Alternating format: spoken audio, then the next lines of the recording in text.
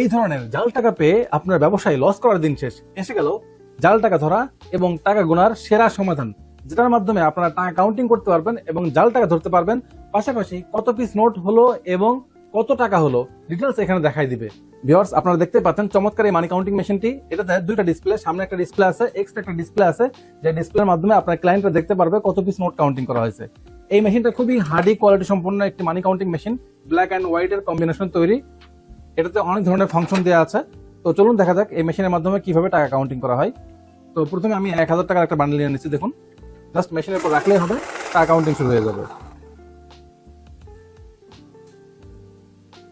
Viewers, আপনারা দেখতে পেলেন কত সহজে খুব স্মুথলি কাউন্টিং করলো। এখন আমি 500 টাকার বান্ডেল দিয়ে দিচ্ছি। দেখুন,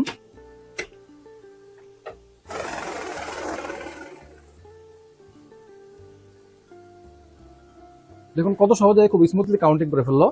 এরপর দেখাবো কিভাবে জাল টাকাগুলো শনাক্ত করতে পারে। দেখুন, এটা একটা জাল নোট। এখানে এই জাল নোটটা এই টাকার মধ্যে দিয়ে দিচ্ছি।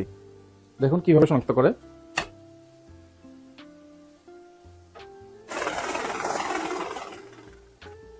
ভিউয়ার্স, দেখতে পারলেন জাল টাকার সঙ্গে সঙ্গে সিগন্যাল দিচ্ছে এটা হলো জাল নোট। ব্যাংক থেকে এটা সিল মেরে দিচ্ছে।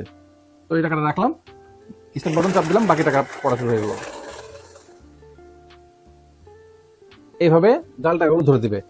এখন সব ধরনের নোট যদি আমরা দিই, দেখুন কিভাবে ধরে। এখানে 500 টাকা আছে, এখানে 500 টাকার দুটো নোট আছে, 200 টাকার নোট দুটো আছে এবং 50, 20, 100 টাকার নোট আছে। সব টাকাগুলো কিভাবে কাউন্টিং করে দেখুন।